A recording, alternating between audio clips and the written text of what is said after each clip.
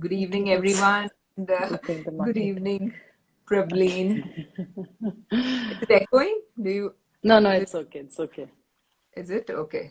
So, to give you a quick introduction of our very, acclaimed guest here, Prableen. Prableen is a founder of FinFix Research and Analytics, and it's a wealth management and research firm. She has a wealth of experience in financial planning, research, wealth management, over counting over 14 years. She's a master's in economics. She's a chartered financial analyst. She's a certified financial planner, Okay. and we've seen her quotes in Economic Times. She's participated in CNBC, Z, ET Now, and we are so thankful that she's agreed to join us here today and share her experience, her journey, and her knowledge with all of us. Thank you so much, Prableen. So nice to have you. Thanks, Shaina, for the opportunity. Amazing being here. This is my second Insta live. I had done one with Swati long time back, so I think it's fun. Thank you. Thank you so much. So, Prableen, how has the journey been? Okay. Yeah, I think you and me had a discussion about this, and it's a very difficult question to answer. Uh, I think it's been the equity kind of journey. It's got its ups and downs. It's not been a linear trend upwards. And I think that's the reality to, I think, our lives. I think for most of us, I'm Absolutely. now very glad that, I'm part of this ecosystem wherein I think a person like me has the opportunity to help in, try and make a difference to the financial lives of people. Wonderful, wonderful. Thank you. So, Praveen, I'll straight away start. We have lots to talk about, Sure. and so you're a certified financial planner, and I've seen that there are a lot of people who are excellent at mathematics, but they're very poor with their own financial planning and their own fund management. So how does one regular retail investor or a regular professional prepare their own financial plan? I think that's a very valid observation, Shaina. And I'll give an example here because I'm married to a doctor, and all his friends are doctors. So initially, when we used to party, I would say, "Oh, as doctors, you all smoke." They aren't that fit, they aren't that health conscious as we probably expect doctors to be. So I think it's something similar, not necessarily that somebody from the financial services industry, somebody with a good math will be actually good at managing their own money.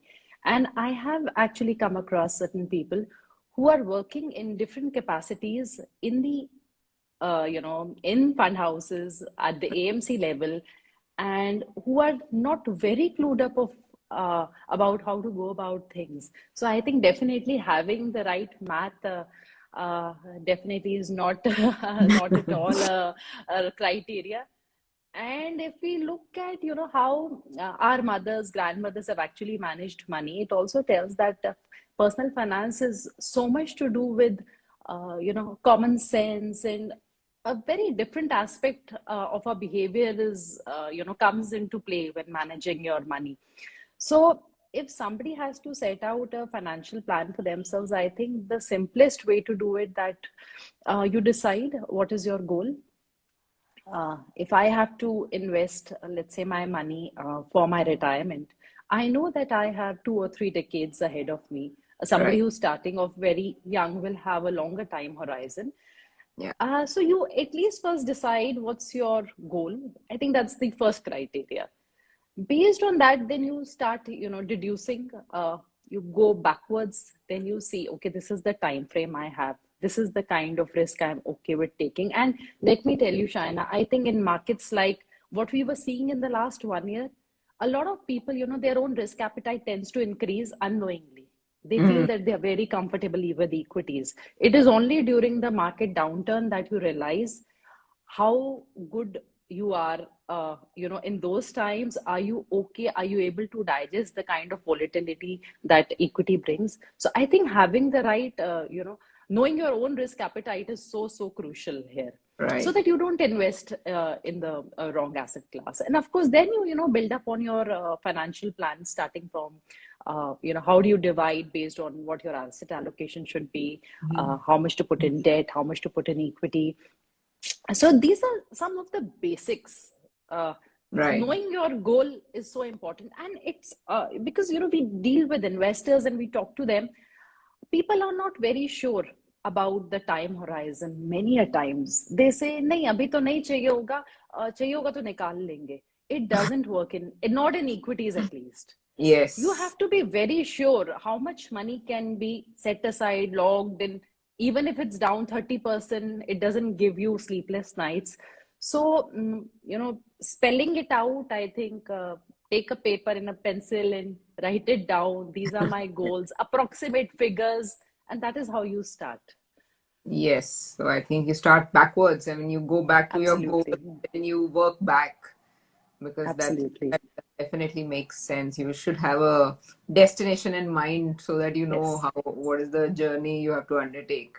Yes. Right. Yes. So, Yes. as we talk about equity investing and mutual funds, which is your forte, and there is a lot of buzz around index investing or investing in passive funds or index funds. So, what are your thoughts about it? Are they like the safe space for anybody to just park and just let it not use their brain, or are they missing out on something? I think, Shaina, one place where index funds would score is the simplicity that they bring to the table. And I think that's the key point for index funds. See, at the end of the day, the constitution of the index and all those, I'll come to that later. But I think the basic thing is that it's a very simple product. So for somebody who's just starting off, or even later, and is confused about which fund to pick, because there are so many funds from each of these Right. categories, Right. and how do you decide, especially for a do-it-yourself investor?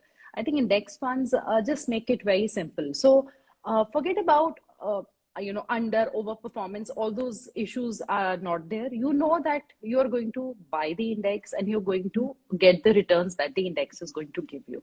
Hmm. At this stage, I think in India, we are still, in the very initial phase where index funds are just coming in, and we are seeing majority, about 95% of the index funds are in the large cap space. And what is large cap in India? It's just about the top 100 stocks, which of course Yeah. also takes up about 68 to 70% of the market cap. So index funds definitely makes I think it's a very strong case. They will be there in India, but probably in a combination with some active funds as well. Mhm. But somebody who just doesn't want to get into the hassle of where, how much, you are at least sure that you're buying the market returns. And it's very simple to understand. It often happens that, especially during downturns, uh, otherwise also when the markets have run up, sometimes investors come and say that the index is up or the markets are up because they're looking at Nifty 50 and Sensex Yeah. figures on the TV, whichever news you open. So you keep having those stickers going. Yes. And then you feel, oh, my fund hasn't done well, without realizing that you are actually not holding the same constituents as the Nifty 50 or Sensex. Right. Right. So I think as a beginner, it makes the journey much simpler, that you know that, oh, today markets fell and my fund has also fallen. So Mhm. there is no mismatch. So Right. it's a great starting point. But I think indexing in itself will become much more complex in India also, because we've already had some of these, like Edelweiss has just come up with a large and a mid cap combination fund. Yes. And then Yes. we also have some other. So the difference is that rather than a fund manager, making a strategy, different these companies which come up with these different indices, they are going to come up with these different strategies on how these indices are made. So I think going forward, even passive investing will become more complicated, but it's a wonderful way to start off with your investing journey. Right. So yes, because I was going to ask you, but you've already dealt with that. That definitely, that because in active funds, there will be opportunities that will not be there, in index funds. If the definitely even the large cap has outperformed the index, or at times mid cap has outperformed the Yeah, index, and yeah, the fund managers have had a big role to play in it. They've found yeah. some gems, and their funds have gone. So as you rightly said, it's a combination that would work, but a good starting point, in Absolutely. I'll give yeah. you an example here, Shaina, because you're saying the stock picking. So, Tesla, I think it's one of the favorite stocks that we all talk about. Now, Tesla has had about a 600%, 700% run up in 2020 alone. And Yeah. it was included in the S&P index in December of 2020. And I often quote this example. See, this is where active management can have an upper hand. Yeah. Somebody who had picked Tesla, not in December. See, all index funds, there was about 40 billion worth of buying in Tesla shares because all indices which were tracking S&P 500 had to buy Tesla. But Right. somebody, as an active fund manager, if they had bought Tesla, let's say in January, of 2020 or earlier than that, Mm-hmm. were able to capture on that 600, 700% increase in the stock. And that is something which this market cap based index at least cannot do. So there are different strategies within index funds. But so I think combination, as you're saying, there is an opportunity for active fund managers as well out there. So it's wrong to totally say that, now actives are over and there is no merit to them. I think there is merit to both. Absolutely. So, as you talk about Tesla, that brings me to, a question that is really, really everywhere, and we're all very curious about it. That is on international diversification. The investors are very aware of a particular set of companies, be it your Amazons and Facebooks and Tesla, as you would do, and now even they're even digging back to see the semiconductors of the on the east Absolutely. So many side, funds out there now. China. Yeah, so there's Taiwan, and there's, you're looking west, you're looking east. Absolutely. So what is your thought on international diversifications? And on the Oh other God. hand, the institutional investors are pouring in funds in India, so it's It's yeah, tough. yeah, yeah. It's actually international investing, I think, was much simpler till a year back. It's suddenly become slightly more confusing because everybody is coming up with these so many kinds of international funds. So I think first I'll answer the second part, Shaina, where you're saying that we have FPIs and then we have FIs who are actually investing in India. See, India is, I think, an amazing growth story. Uh, we are a $1 trillion economy. We are amongst the fastest growing, of course, competing with China. So at different times, either China or India are growing very fast. But in terms of your own portfolio, it is not about. Mm, uh, I think it's more to do with the diversification part. So India, of course, we know that there is immense scope, but there is absolutely, I think, a lot of merit to even looking outside India and allocating some money. Also, Shana, because say we all live in India, we have our properties in India, we have our jobs in India. So in terms of how much of our life is centered in our own country is very high. So why not allocate some part of our money outside? Also, I think, I don't know how we, of course, are consumers of so many companies in India because they are Indian companies. But I think with globalization, with the way we are consuming other products, we are also consumers of so many companies which are not actually listed in India. So, Yes. the names that you mentioned, I think many of us would be thinking, oh, when is Tesla going to come to India? And these are things we're already talking about. We are using Apple, we are using Microsoft. I don't think our lives can move on without a Netflix today. So Mm-hmm. we are consumers of Uber, we are consumers of Airbnb, and these are companies which are listed in the US. So definitely there is a lot of merit in investing outside.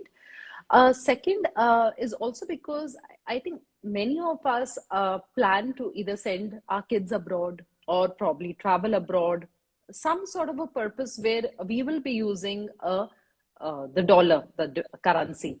So the Indian currency and the USD, I think the dynamics also benefits when we are investing outside. I don't know if you remember, Indian rupee was about 40, 45, Yes. 8, 10 years back. And today Yes. it's 74, 75. 75. Yeah. So why not capture on something which is actually against us? As Indians, our imports become more expensive. There are, so many negatives to it. Why not tap on the opportunity that we have from a depreciating currency? So from Right. that point of view also, and of course, there are so many themes and there are so many opportunities which are not just available in India. So it does make sense to invest outside. But as a beginner, as a first time investor, even if somebody has been investing abroad, I think it's easier to just pick an index, start with a simple US centric fund. And I think China, Taiwan, and semiconductors, China should come later on. Yeah. Because, at this point, we haven't seen, a lot of us are new to international investing and haven't really seen a correction in that part of our portfolios. So it's very important for investors to go through a bit of an up down, be sure if they can tide over that phase of volatility, and then, look at diversifying further. As a satellite component, some other geographies definitely can be seen if somebody has been investing for a longish time. Yeah, because there's always a haze around China and Taiwan, and we're barely able to understand India. So I think you're right. US centric index funds or fund of Yeah, funds starting. For starting. savvy investors, I think there is no harm in even looking at China and Taiwan. But see, just because semiconductors shortage is there doesn't mean you go and buy semiconductors. That should have come a year back. That Yeah. maybe there will be a shortage or there are, news of shortage coming in. You Right. cannot go and buy something when it's already run up. Yeah, of course, China and these stocks have corrected a lot, so there is opportunity. But again, your risk appetite has to be high. But again, it's the second largest economy in the world, and there is some merit to it, but only for savvy investors. Right. Right. Praveen, I saw one of your interviews on CNBC, and where you had mentioned about inverse ETFs and leverage strategies. So Yeah, what are yeah, yeah. these leverage strategies? Okay, it's a very interesting concept. So usually we all say that investing is for the long term. Here, your investing is for a day. So this is Right. meant for people who are looking to invest for a single day. This particular product says that we are going to meet the specific objective that they say during that day. That's it. They Oh, just don't guarantee that the same thing is going to happen the next day, or you can't be staying invested in these funds. So leverage ETF, I'll try and put it simply. It is, let's say Nifty has gone up by 10% today. So my leverage ETF, if it is aiming to give me twice the returns of Nifty, it will give me 20% returns on that particular day. okay. But it can happen the other way also. So if it is down by 10%, then my that particular fund will also give me minus 20. So it's going to replicate Nifty at 2 times, either Okay. ways, positive or negative. And then there are 3 times leverage ETFs as well, which will give you 3 times. So it can be up 30% and it can be down 30% as well. So Okay. that's the leverage ETF. So you either are going twice or thrice in the same direction where the underlying index is going. And the inverse ETF is where you're going in the opposite direction. So let's say Nifty goes up by 10%, my fund is supposed to give me minus 10% returns. And vice versa. If Nifty goes down by 10%, then my fund is supposed to give me positive 10% returns. So it's very interesting. And when you combine these two, there is also negative 2 times and negative 3 times. So opposite direction, they will give you 2 or 3 times. So if Nifty is down by 10%, this fund can actually target to give you plus 20 times if it's a 2x inverse. So it's a very interesting strategy. We have 7 indices in India, which are actually already constituted, but SEBI hasn't given an approval for the launch of any of these. But interestingly, Shana, there are 2 funds which are outside, one in Taiwan and then one in South Korea. One is from Mirae, the global asset managers. It's called the Tiger Nifty Fund, who are using this 2x Nifty strategy. So there are some funds out there, and it is a segment available in the US, but again, risky. And even the Securities and Exchange Commission in the US is, they keep issuing warnings that one has to be very careful, because what happens is when you're saying it's going to be 2 times the returns, you tend to extrapolate and say, oh, within the year, I'm now going to make twice. It's not over Right. the year, it's like on a daily basis. Okay. Yeah. So that's very interesting. Actually, I'm not Yeah. really studied these, but I would love to. And definitely, as on the sound of it, it's not. It's a very high risk thing, and not for a new No, or no, a not in all for a new. And if you're lucky and if you stay investor. invested, like if you're lucky that the markets are, in a constant upward journey, even if you're staying invested, you can actually make phenomenal returns. For example, a S&P 3X ETF in the US is currently giving about 90% returns, because the index is up year to date is about like 25-27%. So it's almost 3 times. But again, it can go the other way also. So these are very risky strategies. Mostly from a hedging point of view, they should be used.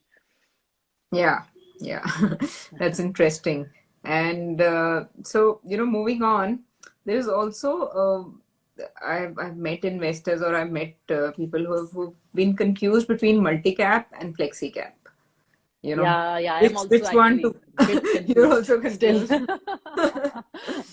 Because change of names are never easy, actually. You I tend to know, keep right? calling the funds with the old name. Okay. So initially, what was multi-cap was that now, which is flexi-cap, is that the fund manager has it's like khula maidan. You just go and drive wherever you want. There is no restriction. So flexi cap fund can invest in large caps, small caps, mid caps, wherever the fund manager is finding opportunity. And this is where a flexi cap, now as the name is specifying, are more flexible. So for investors, I think the best way to understand is flexible, because the fund manager has a lot of flexibility. Now the multi-cap funds, Shaina, will have a minimum 25% kind of a mandate which the fund manager has to maintain. So 25% in large cap, 25 in mid cap, and Oh, 25% in small cap at all times. So basically, you know that 75% is fixed with 25% each. And the remaining 25 can be based on the fund manager's conviction. If he wants or she wants to go into small caps or mid caps based on wherever they find opportunity. So there've been a lot of NFOs actually in these two spaces, because a couple of fund houses, what they did when this particular mandate came, based on how their own fund was structured. Let's say if it was very heavy on large caps, they turned kind of converted into a flexi cap, because they didn't want to probably sell off all that large yeah. cap and then buy mid and small. I'll give you an example here. Kotak. So Kotak flexi cap, multi cap is now actually flexi cap, Flexi. because flexi. So it's because they wanted to maintain the large cap component. It's a very huge AUM that they have. And now these fund houses are coming up with their multi cap options where they have to maintain this 25% each. So for an investor, I feel flexi cap, I would prefer it slightly more, but because of the flexibility that the fund Yeah. manager has. But again, a fund which has a very huge AUM, Shaina, it's difficult to manage the mid and the small cap. Usually these funds won't have much exposure in that space. So if somebody is looking for a true flexi cap fund, then they also have to go and check, how is the fund broadly managed? How Right. much are they holding in which market cap? Right. Otherwise, you'll end up buying a flexi cap, a large cap under the disguise of a flexi cap, let's say. Got it. Yeah. Got it. Right. So there is a lot of overlap there, and Yeah. yeah. And large caps, it's at the end of the day, it's only those 100 stocks. So Yes, the top 100. it's a limited number. I mean, how many funds do you want to use to take exposure To to take those to large stocks? cap. Yeah. Right. So, Prableen, you're very savvy with the mutual funds, and you've been in the area for a while. So, like we saw in 2020, how Franklin had to shut down these schemes, and it was Yeah. quite a disaster for the investors. Um, have you, over your experience or over the period of time you've been in the industry, noticed that what are the red flags that an investor should investor can look at for both debt and equity funds? Because you mentioned Franklin, so Shana, let's start with debt. So debt funds, I think when the Franklin episode happened, after that, I feel the regulator has also come up with more, let's say, more stringent and more defined guidelines as to how these funds have to be, managed. So broadly, from the regulator side, also, I feel these guidelines which have come have broadly made debt funds more robust in their structure and let's say better disclosure on the risks that they actually hold or a few things which an investor should definitely see in a debt fund. Debt funds, it's a very common thing that you say that, oh, this is safer, it's like an FD, and you put your money, and that's about it. And 7-8% return, या 6-7% return ban jayega. That's the way usually people say. It's not like that. I feel if you're looking at debt funds, one that you should be tracking the AUM Right. slightly regularly. Too much of in or out of any debt fund, I feel, should be checked. And AUM is given out at the end of every beginning of every month. We have the new fact sheets which come. So I think AUM tracking the AUM can help, because if somebody had actually seen how the AUM of these funds has depleted, there were signs that people were moving out of certain funds. So I think tracking the AUM can help. Second, China, when we're looking at a portfolio, especially debt, the fact sheet gives you the credit ratings and how much in which kind of, AAA is like highest credit rated, that Yeah. it's comparatively safe. Though we've had episodes of default even in that segment, but it's still, it's the safest option. So when you're going and checking a portfolio or on your own, I think it's best if an investor is doing it on his or her own, that you go with a fund where you have maximum AAA.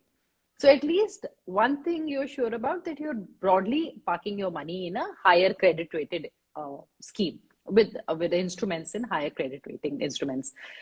Double A, if there is double A, you check which companies, probably if it's companies like Tata Motors and Airtel, it's okay. But if it's lesser known companies, you should avoid. Mm-hmm. Lower than that, definitely should be avoided. Thirdly, a very important aspect if somebody is going to invest is don't go by past returns, even in debt funds. A lot of people don't understand the credit risk and the interest rate risk. Now, like for last 1 year, we've been saying don't park your money in funds where the duration is very long, Low. because when the interest rates will start going up, those funds will be hit, even if there is no credit rated issue there. Mm-hmm. So debt funds become slightly complex. So, but I think broadly, if somebody is picking, you track AUM, you check the credit rating, and you see what is the modified duration. So based on Right. these, one can make a choice for themselves.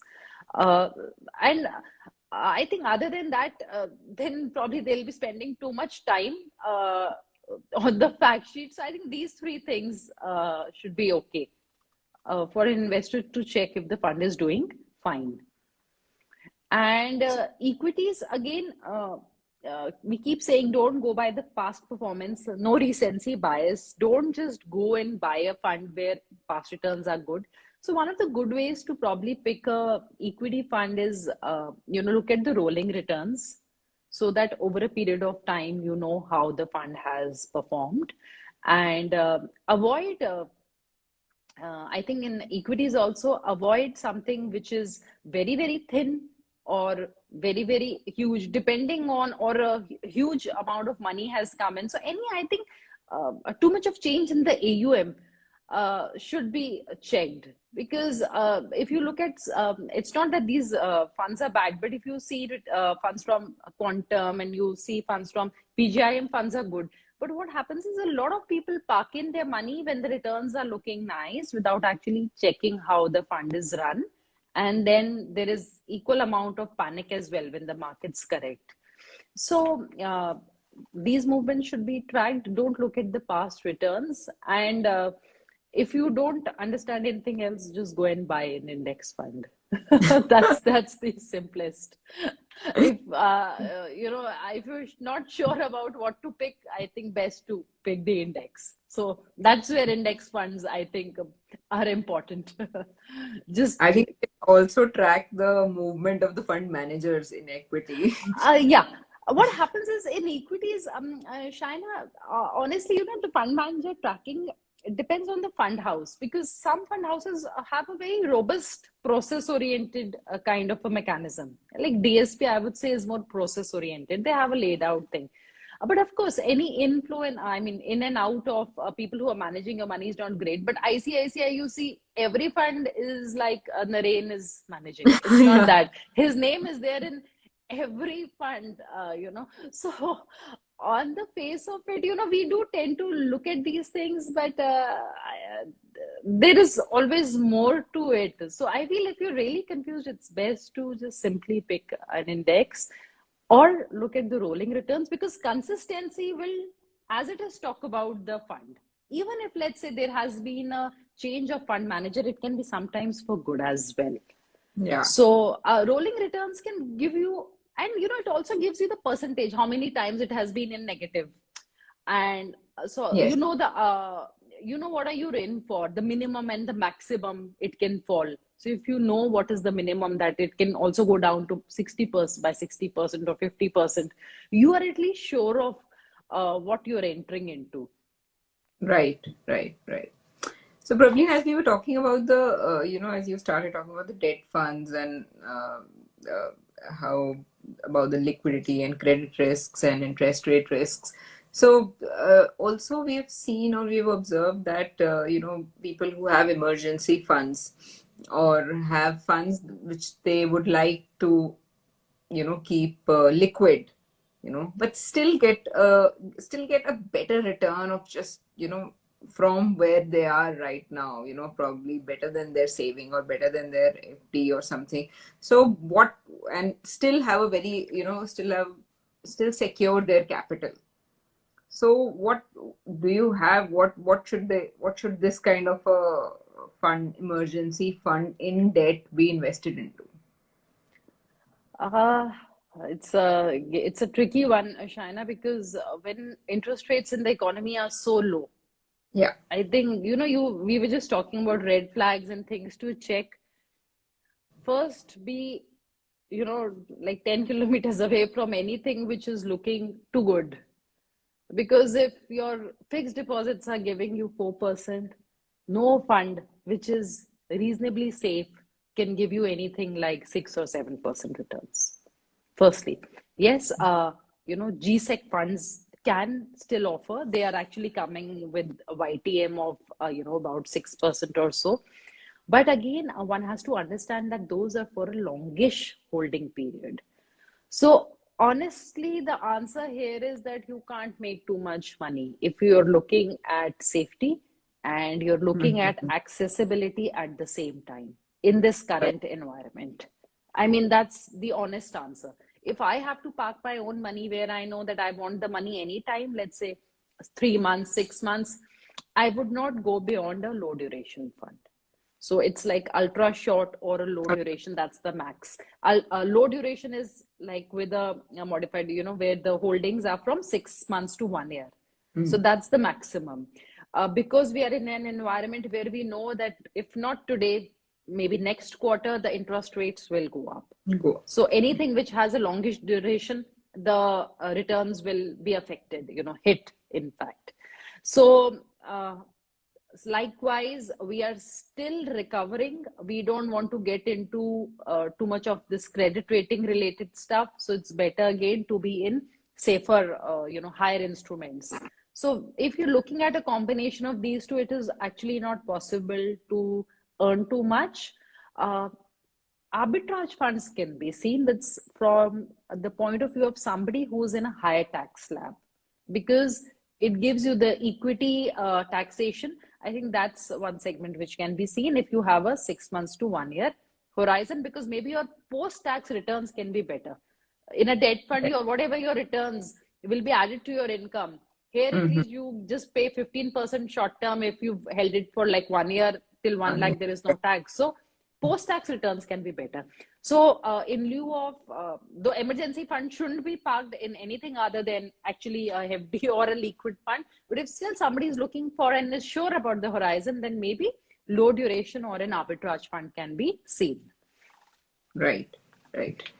And I'm getting a lot of questions also, but I'll not take those right now. But a part of what we're being asked, and it's also a part of the something that I wanted to ask you, that there is a lot of conflict or lack of understanding between ETFs and index funds. So exchange traded funds versus index funds. So what is your take on that? Okay. So, see, index, I think we all understand, is a constitution where it's a representation of how a certain segment is performing. So, when we talk about the broader market indices, it's in India, it's Nifty 50, or it's Nifty Next 50, or it's Sensex 30, right? So, the index itself is constituted in a certain way where you have the largest companies making the index. What is an index fund? Index fund is nothing, as the name is suggesting, that you just go and buy the same stocks in the fund. So you're just Right. going to copy, like mere friend ne answer likha, I'm going to write the same answer. It's like you just copy it. So you mimic the underlying index. Now, ETFs, Shaina, broadly is nothing but, if we're talking about passive ETFs here, okay, there can Yeah, be yeah. some component of active ETFs as well. So we will not get into that. We're talking about passive ETFs. Passive Now we ETFs. Yeah. say that there is a different strategy where again the ETF is going to hold the same constituents as the underlying index. But the difference between an index fund and an ETF is that ETF is a basket of the same constituents, but it is also listed on the exchange. So it is like a mutual fund, which is a composition of certain stocks, but is also traded like a stock in itself. So that let's say a ETF which is tracking Nifty 50, let's take that example. So it'll have 50 companies. It'll have, starting from Reliance, Infosys, HDFC, it'll have a composition of those. And that basket is in itself listed on the exchange. So there will be an NAV to the ETF, but there will be also a buy and sell. So I can buy and sell during the day, like I can do it with a stock. For the That's the, stocks. yes, that's the main difference. Because an index fund, I would buy today, the earliest I can sell it, like once I get it in my account and I see that, the allotment is done, and then I can go and sell the index fund. But with an ETF, you can buy and sell on the exchange just like a stock. So that's the primary difference. There is nothing else. They both are equity. They both may be having the same constituents. And ETFs are, you necessarily have to have a demat for them. For an index Yeah. fund, you need not have a demat. So ETFC is not for everybody. ETFs, of course, are in, and there's a lot of talk about ETFs. I feel, yeah, yet to reach that point with such low penetration in India, where I think our the distributor community, the advisor community, everybody is doing so much to make and get more and more people on board. If you are getting the ETF concept here, I think it just gets a little more confusing, because then Using. there is a mandatory demat attached to it. So I think the simpler format of an ETF can be a FOF. So mutual fund houses also come up with the FOF, wherein they are buying the ETF for you. They are buying the ETF. So, or an index fund.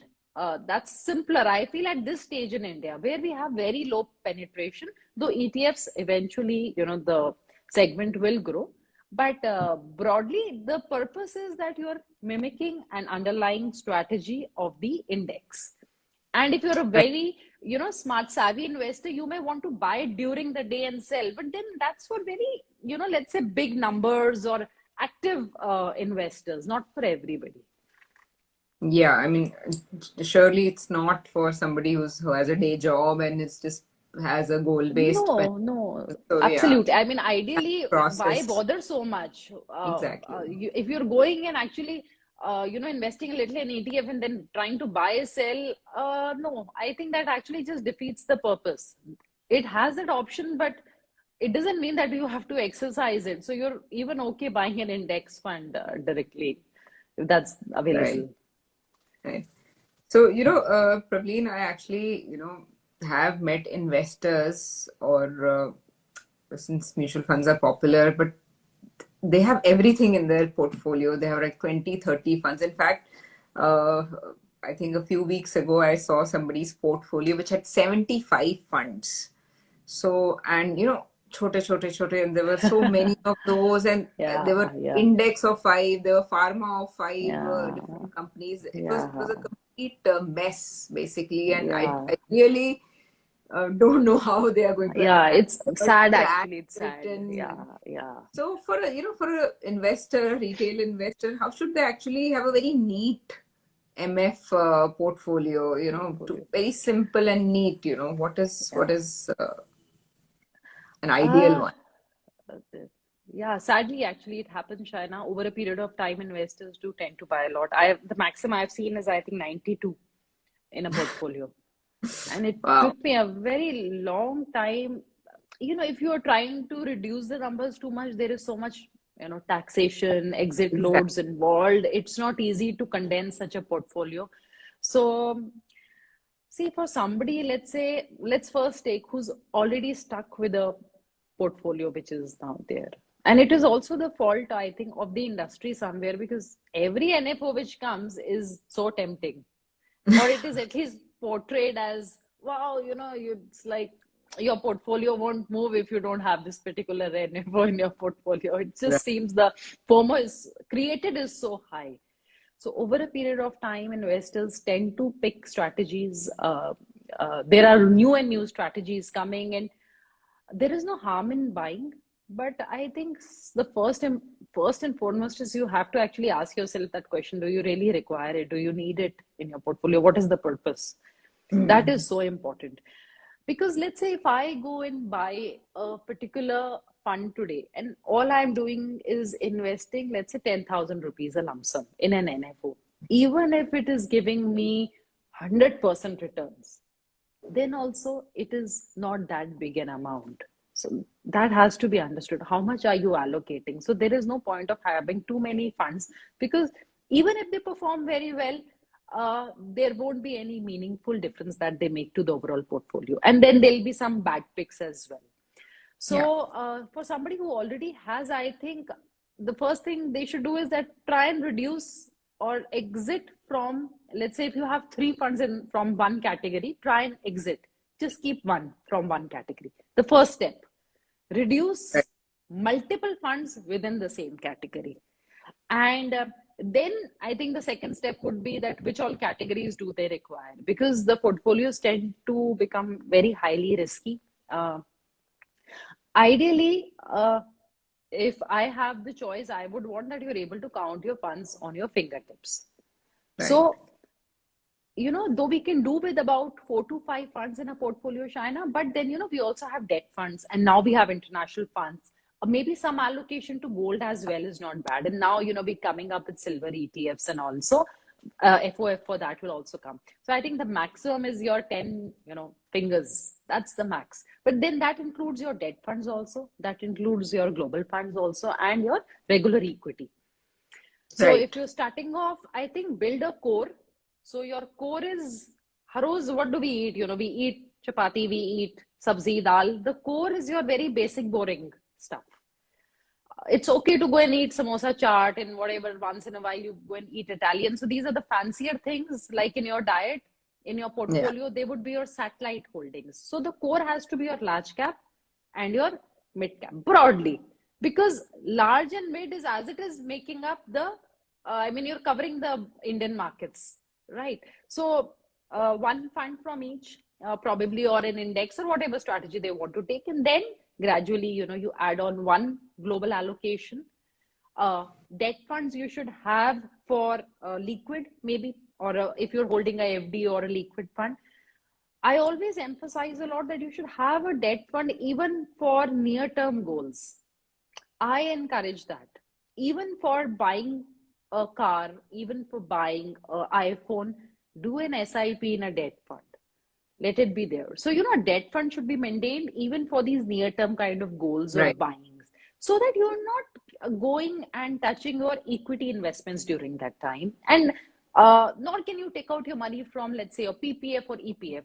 Those are also crucial, but those are all long term investing components. Long So, term. near term.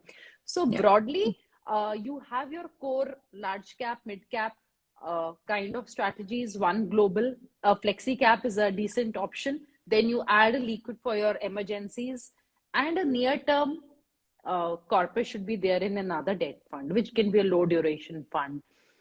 And for somebody who wants their asset allocation a bit of commodity, so I think a gold SIP is good, because whatever gold we buy and we wear is not investment, it is for consumption. So Right. gold as an investment should be in electronic form, so that can be considered. So broadly, Shaina, I think that's how your portfolio should be. If markets do well, I think these many funds can also give you decent returns, and it's not a competition that you have to be the winner. You have to meet your own goals. You walk in, Exactly. reach your destination. You run or reach your destination is your own story. That should not depend on how the person who's on your left or right is going to meet their goals. Exactly. Exactly.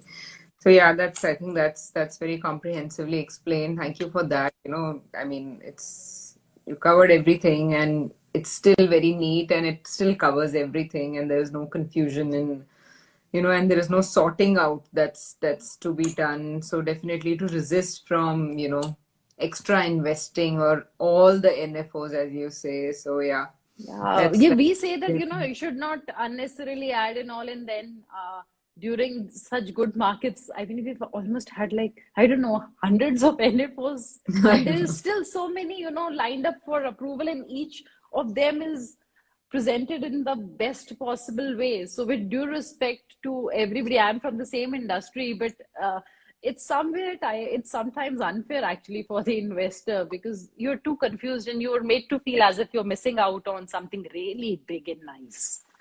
Yes, yes, yes. That's right. Another very popular topic, which I would definitely want to touch with you very quickly, because we've already we want to keep some time for a Q&A also. So what are your views on crypto? Because we've seen like people taking their money out of everywhere and putting it in crypto, and then there is confusion over regulation, and then there is Yes, the oldest yes. 70-year-old or the youngest 20-year-old. They want to either invest in crypto or they want to do something with crypto, which Greed spares nobody. yeah. Yeah, So yeah. Shaina, again, a very difficult one to answer. I have been tracking crypto for a long time. I think I've done it since 2014, and then at some point I left tracking it very extensively. Uh, See, it has the potential, right? Cryptocurrencies are like what, at least in the West, is called an emerging asset class. And we've seen funds like ARK, Katie Wood's fund, they actually had an allocation of about 5% in Bitcoin at some point. We have proper indices in the US. We have, now ETFs which are approved. We have future contracts, and there is a proper taxation policy around cryptocurrencies. There is acceptance even at merchants. But what has happened is that, see, Bitcoin, Ethereum, these are still the older ones, and then the other ones came.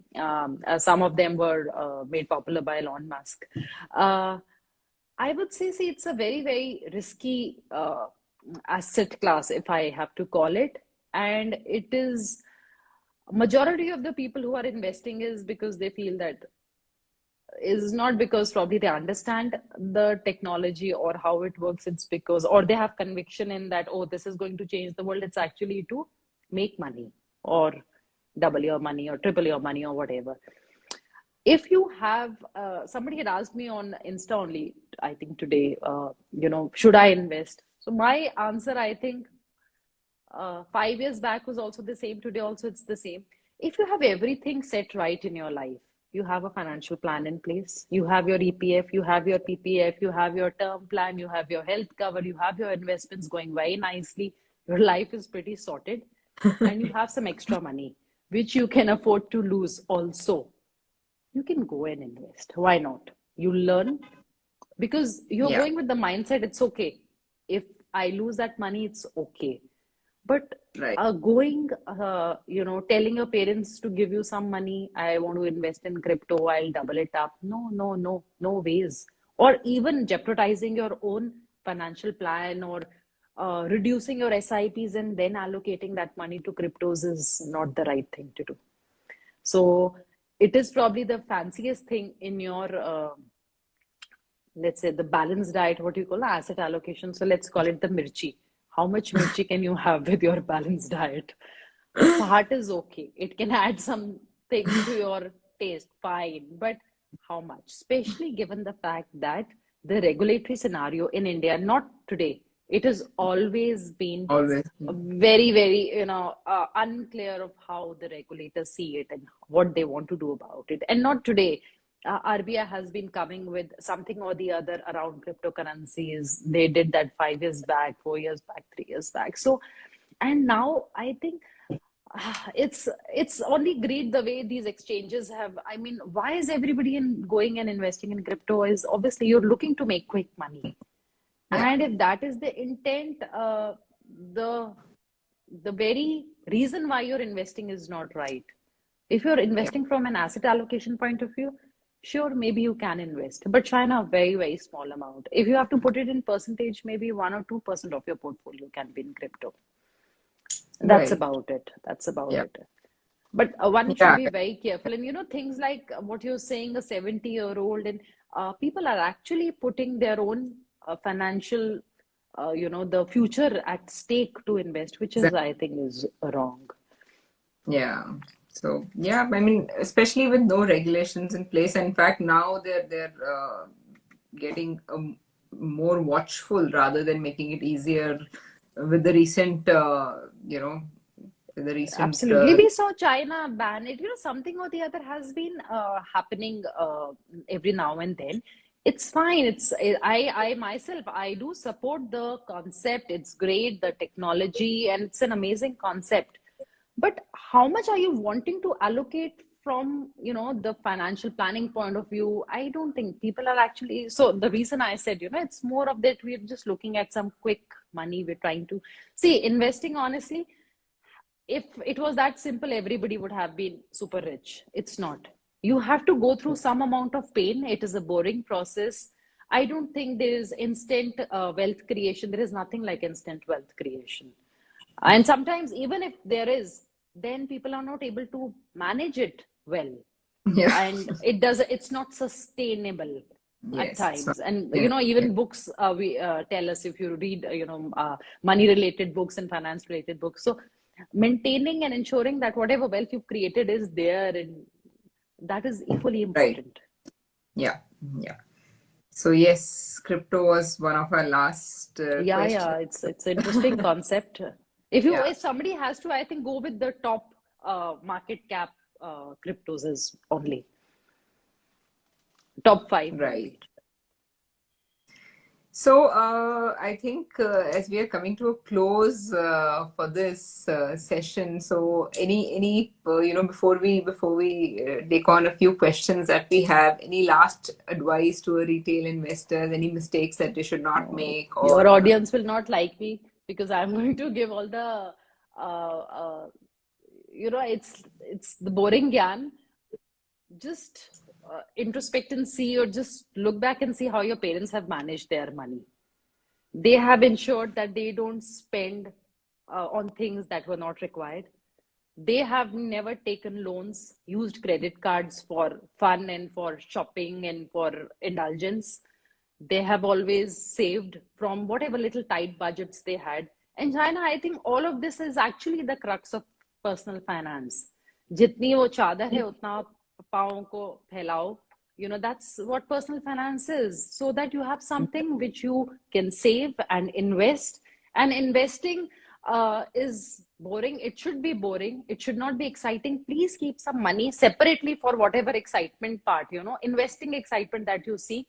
Long term, your regular goal oriented planning has to be the boring stuff. And I think the basics are the same. You know, less indulgence with credit cards if required. Just keep it locked up somewhere in the zipper in your purse. Don't use it if not required. Don't take too many loans, personal loans. Invest in 2 or 3 funds to begin with. If you're starting off, do use PPF, do use EPF, because they are the only instruments which are totally non-taxable. They are giving you stability in the portfolio. So that's about it. Have a term plan and have a health cover. So broadly. So there is nothing special which needs to be done. It's the same mundane stuff which needs to be done. But Yeah, it definitely needs to be done before anything else. So, yeah. Praveen, this was so awesome. And, you know, I actually did not realize how we have flown through. Yeah. And That reminds me, I have to head for the birthday party. yes. So this was so nice, and you've really opened your heart and shared everything with us, and No, it's it's been a I'm sure pleasure. one has taken back something. I think. Do you have time? If you have 5 minutes, we can take Yeah, a question sure. or two. Sure. So I have a question here from Mr. Paras Gupta, and he's asking if you can recommend a book on investments that maybe you like Oh, or got inspired from, or oh, inspired. No. I think I still inspired by how my dad manages his money, because if I tell him buy this, no, when I have the day he uses his credit card, you know, before that he'll go and deposit a check. So basics, I think, guys, if you want to learn basics of personal finance, really don't go into books and do that's okay. But you know, I think what your parents can teach you about managing money is of great value. But personally, I think the regular books, Shaina, you know, on investing, there's so many. Yeah. Which one should I say? Uh, Difficult. One by this one is also nice by Mr. Parekh is nice. Then, yeah, of course, that one is good. And the new one which has come, that is also nice. One by Monica Helen is very nice on in yeah, basics of personal finance. So for yeah. starters, Let's I talk. feel these are nice books. These are very simple sort of books which teach you a lot. But no special book which I was very inspired with, I think, because we used more text, no textbook kind of, so you can't be in love with a textbook. Right. And there's another question about REITs. Okay. So what's your view on them, and how In are you invested, or are you suggesting investments in the REITs, or what's the view? The REITs, Shaina, already it's a part of certain funds that we have Yeah, actually. So yeah, I'll give an example like Parag Parekh, the conservative hybrid fund that has the option to invest up to, I think, 10-15% in REITs. Then I think even ICICI Balanced Advantage. So we do have these companies in India which are listed like uh, which are there. And so I think rather than going in probably investing in those, one can even take the mutual fund route if you want little exposure. But of course, they are from the point of view of generating some amount of regular income. So a pure REIT fund, I think it's still not there. We do have one, but it is outside of India. There is right. one fund which is investing like in Singapore and other certain other countries, which is purely, you know, REIT centric. I don't think we have a fund in Indian space currently, because I suppose there are about 7, 8 listed companies in India. Mindspace is there, a few others. Uh, so I think through mutual fund route, partial exposure, I think whatever you're getting is okay. Other than that, if you're bullish on one of these companies, somebody can take an exposure from, the dividend income point of view if they are looking at that. But I don't want to give a stock specific, recommendation. Right, right. And Yeah, Joy of Compounding. I see that. Yes, that's a nice book. so Looking at. another, I think that's we'll take the last question, which is a fund that you would recommend for long term other than an index fund. Long term, other than an index fund. Smart Beta will not work, na? That's also index. Okay. Which fund? Uh, which any a large mid any fund, right? Yeah. So I think they need a name. okay, they need a name. Okay, it's very difficult to Called give a tip. name. I Ma'am, let tip. me give you an old fund only, so that you have like. So I think you can look at one of the Purana funds which is there already. Within the flexi cap space, you can look at Parag Parekh, DSP flexi cap. I think these are decent. Axis flexi cap is okay too, but it's not very, very old. So yeah, I think one of these can be seen. I'm picking the flexi cap category so that it's covering all the market caps. So I think these Right. three, yeah, and it all belong to the same category. Great. So thank you, Prableen. Thanks a lot once again. It was a great session. I'm sure everyone is taking back something really useful and knowledgeable with them. And I hope we can do this again. Thanks, Some Sonu. I enjoyed myself too. Thanks, Shaina. Thank you so much, and thank you everyone who actually joined here and Yeah, thanks were everyone for part of. joining. I Yeah. couldn't. Uh,